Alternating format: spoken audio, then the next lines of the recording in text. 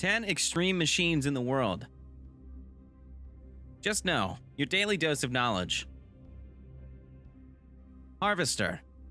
This is a multi-use forestry machine. It is usually self-propelled or equipped with a felling head whose working element is a knife or saw.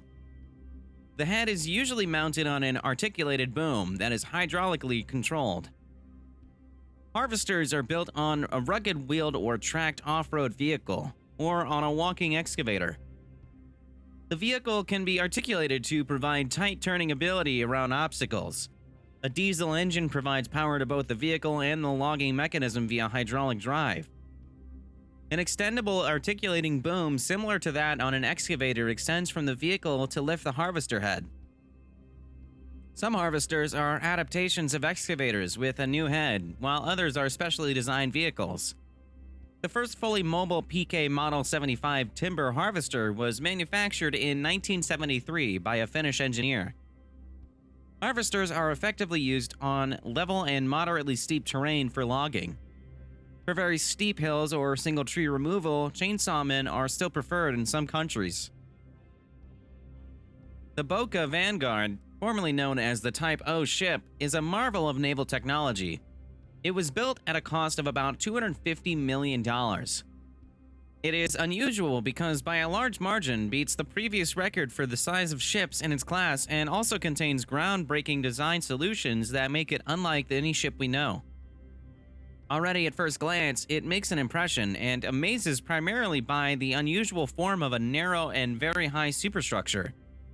In the eyes of a layman, it's not very solidly set and fixed on the hull. The ship can lift and carry objects which are 50% heavier than the largest ones Blue Merlin Norway can handle. The new vessel also has 70% more deck space than the previous world record holder working under the same ship owner's colors. Vanguard enables the ship owner to transport larger and heavier objects than previously possible. For example, floating, mining, storage, and handling terminal systems. Overburden Conveyor Bridge F60. They call it the Eiffel Tower, although it surpasses the French structure by 182 meters.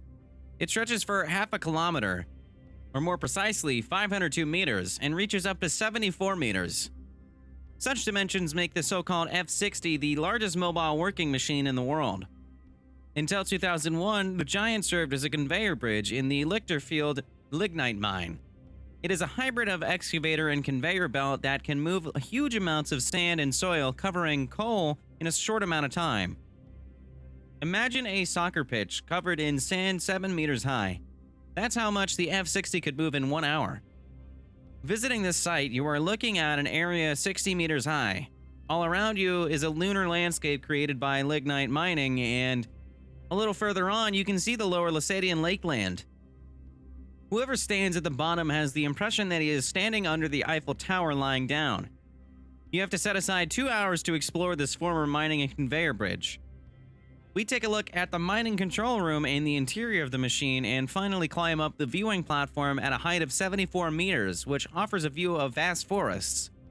From here, you can rope down or have a dinner above ground. Scrap metal shredder. Popular car crushing presses or expertly iron scrap shredders. These are devices which turn a car into an iron cube, but apart from them, there are much more powerful devices like shredders in scrapyards. The largest scrap shredders in the world are often 10,000 horsepower and are manufactured by many different companies. The most powerful ones can shred up to 450 cars a day. Scrap metal shredders can be equipped with different types of cutting systems. These designs can be high average speed and sometimes even slow speed systems. They include hammer mills with vertical and horizontal shafts, but can include, unlike hammer mills, slow-speed technology that is also used to process or shred metal and plastics and other waste materials encountered in the scrap metal industry. Do you like our channel? Leave a comment, like, and subscribe. Rotary snowplow. This is a device for clearing snow from railroad traction. The idea for this device originated in Toronto, Canada. It was developed by Dennis J.W. Elliott in 1869. He never built a working model or prototype, although he had plans to do so. The Orient Jules Ontario Company, however, developed Elliott's design by building working models which were, however, tested with sand. In the winter of 1883 to 84, Gould signed a contract with the Leslie brothers of Toronto to build a full-scale prototype, which proved successful. Rotary plows are often used when the snow is too deep or too compacted for traditional plows. They are often expensive because of the high maintenance costs that railroads incur, regardless of whether they're needed in any given year. As a result, most railroads have eliminated the turntable, preferring to use different types of plows with fixed elements that have much lower maintenance costs. The few remaining rotary plows in North America are either owned by the museum railroads or are held in reserve for areas with poor road access and routinely difficult snowfall conditions. The largest remaining fleet of these machines consists of 6 plows. This fleet is located in California.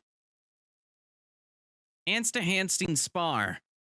Ansty gas field, formerly called Beryl, was discovered in 1997. The offshore gas field is approximately 300 kilometers off the coast of Norway. The water depth at this location exceeds 1,300 meters. The same name was given to the world's largest spar-type platform that started operations at the field. It is a type of floating platform moored with a cylindrical column.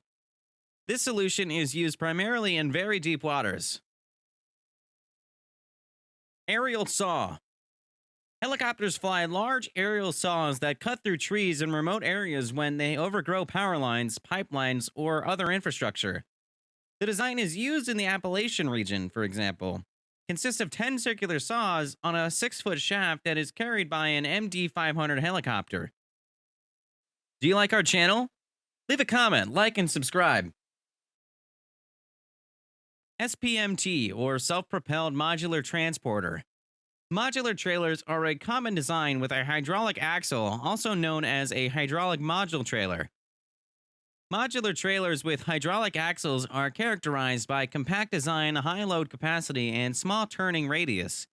Each modular trailer is controlled by a wireless system that allows one person to operate all the equipment. On such a trailer, you can transport loads weighing up to several hundred tons.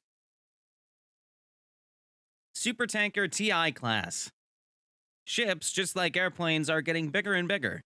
Large aircraft can carry hundreds of passengers in luxury, while ships carry gigantic amounts of oil and goods.